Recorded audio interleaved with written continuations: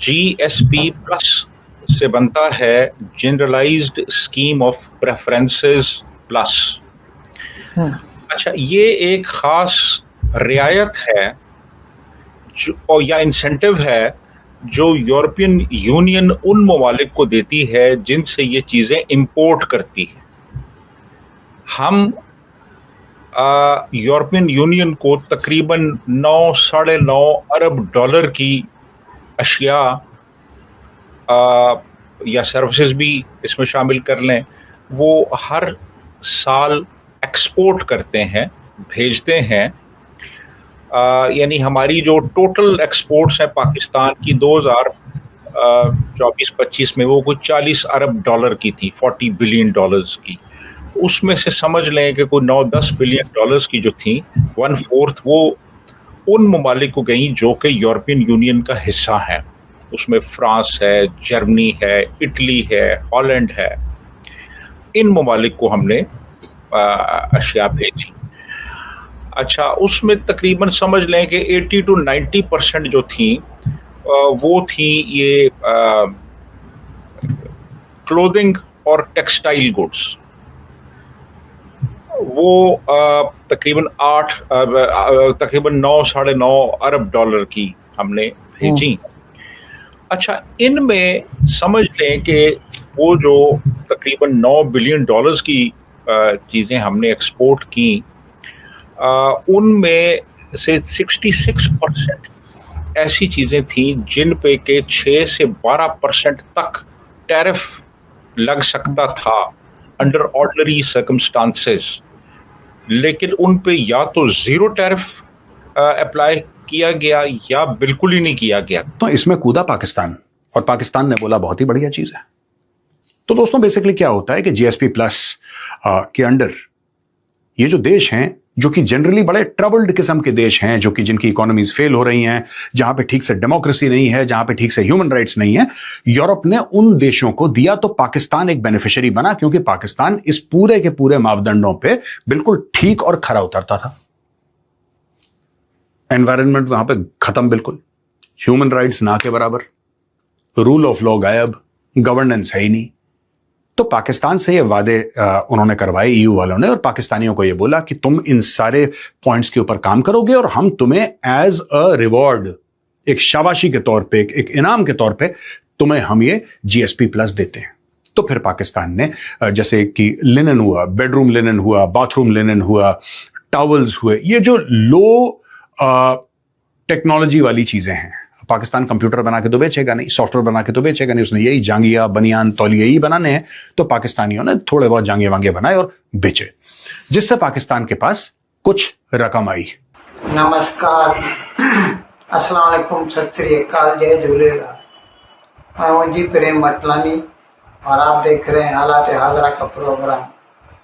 हकीकत ये है, इब्तिदा में आपसे दरख्वास्त है, चैनल ज़रूर सब्सक्राइब करें। दोस्तों, पाकिस्तान क्योंकि एक गरीब मुल्क है, इसलिए दुनिया के कई ममालिक उसे तिजारती ट्रेड फैसिलिटीज से नवाजते हैं। इसी तरह यूरोपियन यूनियन जो है वो पाकिस्तान को, उनकी एक कैटेगरी है जनरल सिस्टम ऑफ प्रेफरेंसेस और दूसरी कैटेगरी है general system of preferences plus. तो पाकिस्तान को जीएसपी प्लस में रखा जाता है। इसीलिए कई चीज़ें जो पाकिस्तान से यूरोपियन यूनियन यानी यूरोप के ममालिक दरामद करते हैं, इंपोर्ट करते हैं, उन पर कोई टैरिफ नहीं लगाया जाता, यानी ज़ीरो ड्यूटी पे आती हैं। तो ज़ाहिर है उससे वो चीज़ें पाकिस्तान से अगर यूरोप ख़रीदे तो सस्ती पड़ती हैं वो, और जब कोई चीज़ सस्ती पड़ेगी तो वो ममालिक वहीं से ख़रीदेंगे वो चीज़ें, जिसकी वजह से पाकिस्तान का यूरोपियन यूनियन को एक्सपोर्ट बढ़ जाता है। वैसे इतना ज़्यादा तो नहीं है पाकिस्तान का एक्सपोर्ट, लेकिन आप यूँ समझ लीजिए कि ऑन एन एवरेज पाकिस्तान का एक्सपोर्ट होता है $40 बिलियन, और उसमें से 10 बिलियन प्लस जो है पाकिस्तान यूरोपियन यूनियन को एक्सपोर्ट करता है, और जिसमें बड़ा हिस्सा जो है वो टेक्सटाइल का है, जिसकी वजह से उसकी जो मार्केट में है वो competitiveness as compare to other countries, यानी यूँ समझ लीजिए कि एज कंपेयर टू इंडिया बढ़ जाती है। और ये $10 बिलियन की जो एक्सपोर्ट है उसकी आप सोच लीजिए, टोटल एक्सपोर्ट का 25% तो यूरोपियन यूनियन को जाता है। अब कुछ दिनों से एक रिपोर्ट आई है, अच्छा ये जो GSP प्लस में जिस मुल्क को वो रखते हैं यूरोपियन यूनियन वाले, उनके ऊपर 27 कंडीशंस हैं, शराइत हैं, यानी उनको जमहूरियत को बढ़ावा देना है, उनको इंसानी हकूक़ की, ह्यूमन राइट्स की वायोलेशन नहीं करना है, खिलाफ वर्जी नहीं करनी है, और इस तरह के कई चीज़ें हैं। लेकिन इन फैक्ट क्या हो रहा है पाकिस्तान में, अब पूरी दुनिया इससे वाकिफ़ है और आप भी इससे वाकिफ़ हैं। आजकल तो पाकिस्तान में आग लगी हुई है, बलूचिस्तान में ह्यूमन राइट्स वायोलेशन, KPK में human rights violation, Pakistan occupied Kashmir में ह्यूमन राइट्स वायोलेशन, धड़ाधड़ लोगों के ऊपर, निहत्थे लोगों के ऊपर गोलियां चलाई जाती हैं, लोग मारे जाते हैं। और जहाँ तक जमहूरियत का ताल्लुक़ है तो ये पाकिस्तान की जमहूरियत एक फसाड है, एक ढकोसला है, एक दिखावा है, छलावा है, क्योंकि खुल्लम खुल्ला पाकिस्तान का आर्मी चीफ दुनिया के सारे ममालिक के जो हेड्स ऑफ गवर्नमेंट है उनसे मिलता है, बातचीत करता है, जिससे सबको पता चल जाता है कि पाकिस्तान में where does power lie, it lies with the chief of army staff. ऐसी हालत में यूरोपियन यूनियन ने एक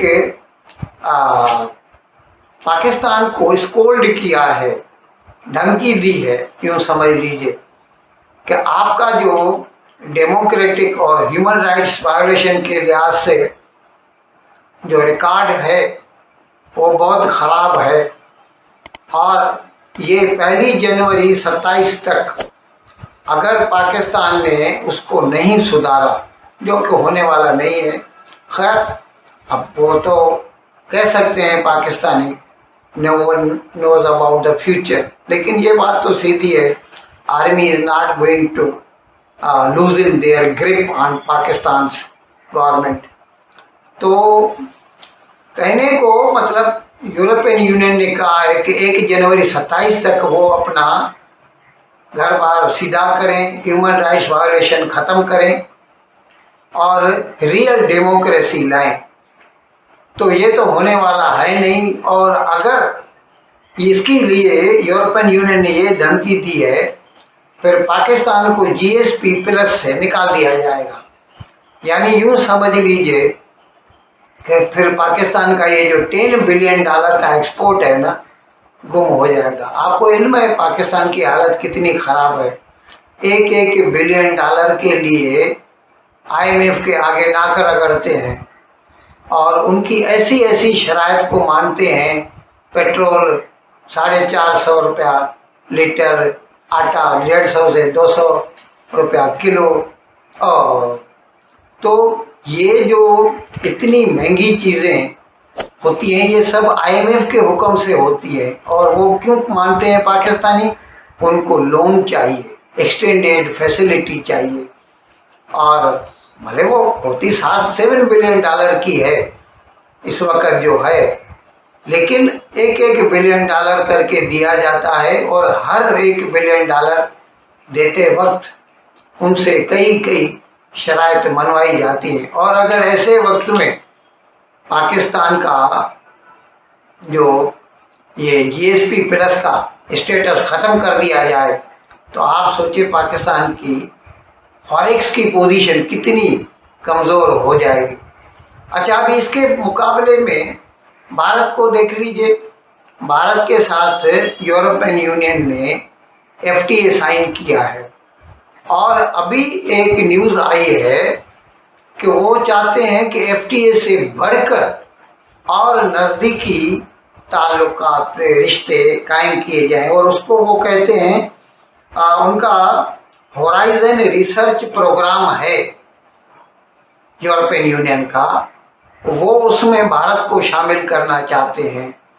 यानी एक तो ये जो FTA है, जब इस पर अमल दरामद शुरू हो जाएगा तो ऑटोमेटिकली ये टेक्सटाइल वगैरह जो है ना, ये जो पाकिस्तान को फैसिलिटी मिल रही है वो ख़त्म हो जाएगी, क्योंकि भारत को भी फिर ज़ीरो ड्यूटी पर ले लिया जाएगा कई आइटम जो हैं उस भारत के जो है। और अगर ये होराइजन ये जो रिसर्च प्रोग्राम में ले लिया गया तो उससे और ज़्यादा भारत का बिजनेस बढ़ने वाला है विसाविस यूरोपियन यूनियन। और इस बात पे कई पाकिस्तानी कुछ दुखी हैं, कुछ नाराज़ हैं, और वो क्या कहते हैं आप उनको सुन लीजिए। ये 1 जुलाई को एक रिपोर्ट आई है और उस रिपोर्ट में एक तरीके से पाकिस्तान को वार्न किया गया है। उनके 27 कन्वेंशंस हैं, यानी वो हमसे 27 एरियाज में चाहते हैं कि इम्प्रूवमेंट हो। यानी उसमें ह्यूमन राइट्स के इश्यूज हैं, उसमें फ्रीडम ऑफ एक्सप्रेशन है, उसमें इम्प्लीमेंटेशन ऑफ लॉ है, जो अब लेजिस्लेशन करते हैं उसकी इम्प्लीमेंटेशन कहते हैं, उसमें एनवायरमेंटल प्रोटेक्शन है, उसमें इसी तरह 27 के करीब मुख्तलिफ एरियाज हैं। अब हो ये रहा है कि 1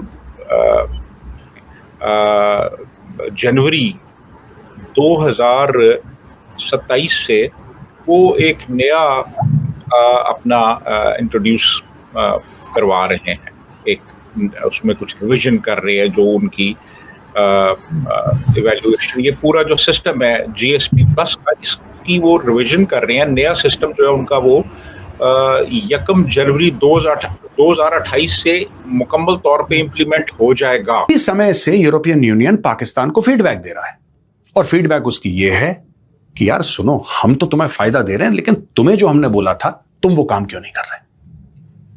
तुम वो काम क्यों नहीं कर रहे हो? Why you not doing that work? काम क्या? अब देखिए, ये बिल्कुल कॉमेडी वाली चीज है दोस्तों।